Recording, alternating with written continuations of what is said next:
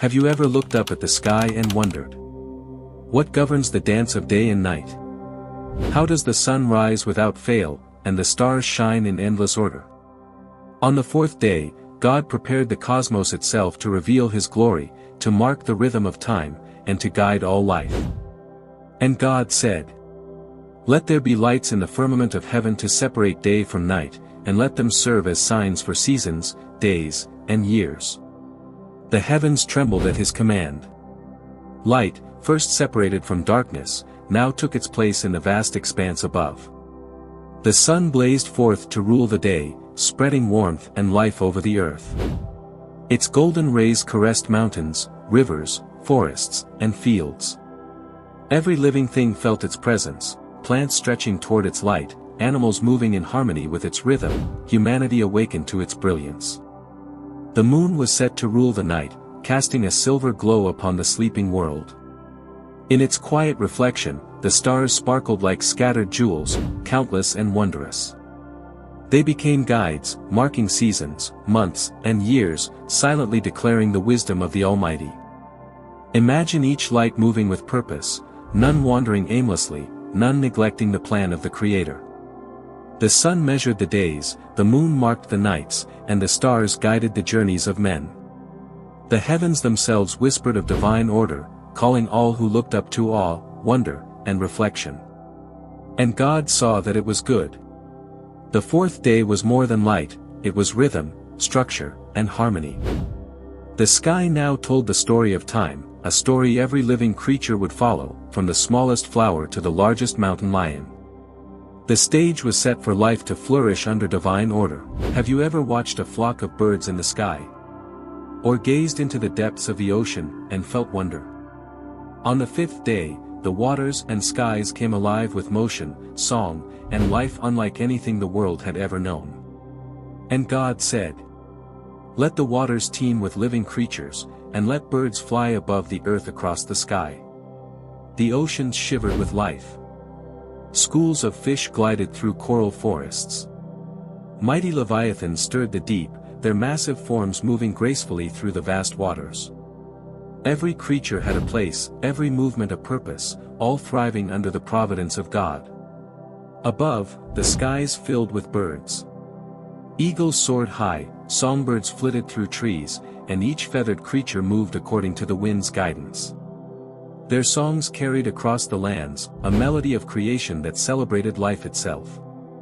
God blessed them, saying, "Be fruitful, multiply, and fill the seas and skies." From the tiniest minnow to the giant whale, from hummingbirds to mighty albatrosses, life proliferated with abundance. Every creature rejoiced in its freedom, each wing, fin, and scale a testimony to the Creator's wisdom. Thus ended the fifth day, a day of abundance, song, and movement. The waters teemed with life, the skies danced with color and melody, and God saw that it was very good. The world now had rhythm, beauty, and vitality, ready for the next act of creation, the life that would walk upon the land. Now the earth itself is prepared to teem with life, to welcome beasts and humans alike. The sixth day was the pinnacle of creation, where purpose, power, and companionship would come together in perfect harmony. And God said, "Let the earth bring forth living creatures, cattle, creeping things, and beasts of every kind." Lions roared across the plains, their strength a sign of God's craftsmanship. Cattle grazed in the fields, providing sustenance for all. Small creatures, insects, and reptiles moved quietly in the soil, fulfilling their appointed roles. Every living thing had its place, and the earth buzzed with motion and life. God saw that it was good. Then came humanity. God said, "Let us make man in our image, after our likeness, to have dominion over all the earth." From the dust of the ground, He formed man, breathing life into his very being. He planted a garden in Eden, full of beauty and abundance, providing all that humanity would need. God then saw that man should not be alone. From Adam's rib, He created woman, and together they became the first companions, reflecting God's image and living in harmony with His creation. Naked, yet unashamed, they were complete, perfect in purpose, blessed with dominion and provision. And so ended the sixth day, a day of life, purpose, and relationships. The earth was filled, humans walked in God's image, and the stage of the world was set. Every creature, every tree, and every human had a role in the grand tapestry of creation. And God saw that it was very good. After 6 days of creation, the heavens and the earth were complete, light and darkness, seas and skies, creatures of every kind, and the first humans walking in God's image. But even in the fullness of creation, a day of stillness was needed, a day to honor, reflect, and sanctify the work of the Almighty.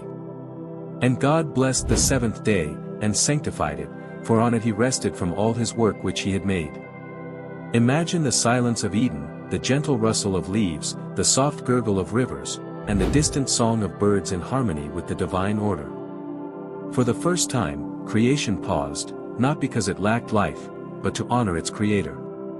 Every creature, every tree, and every living soul bore witness to the beauty of rest, a sacred pattern for all generations to follow. This day was not empty, it was a day of purpose. A day for humans to dwell in the presence of God, to observe, to reflect, and to understand the rhythm of life itself. It was a day that would echo through history, a model for humanity, teaching balance between labor and reflection, action and stillness. Even as the world rested, unseen forces stirred. The perfection of Eden awaited its test. Soon, choices would challenge innocence, temptation would enter the garden, and the destiny of mankind would be forever altered. The stage was set for the story of free will, sin, and redemption, a story that would unfold across the generations. The seventh day reminds us that creation is not only about power and life but also about purpose and harmony. It is a day that whispers to us even now. Pause, observe, reflect, and honor the divine rhythm that flows through all existence. The world was complete, yet the story of humanity was only beginning. The heavens had been set in motion, the seas and skies filled with life, the earth teeming with creatures, and humans placed at the heart of it all. Yet a new chapter beckons, the Garden of Eden. In the next episode, we will witness the first sin, the cunning of the serpent, the fall of Adam and Eve, and the beginnings of humanity's struggle with temptation. We will see the promise of redemption glimmer amidst the consequences of choice, as history itself begins to unfold. Prepare to journey from innocence to consequence, from paradise to promise, in the next chapter of Genesis, the story that reveals the depths of God's wisdom and the origin of human history.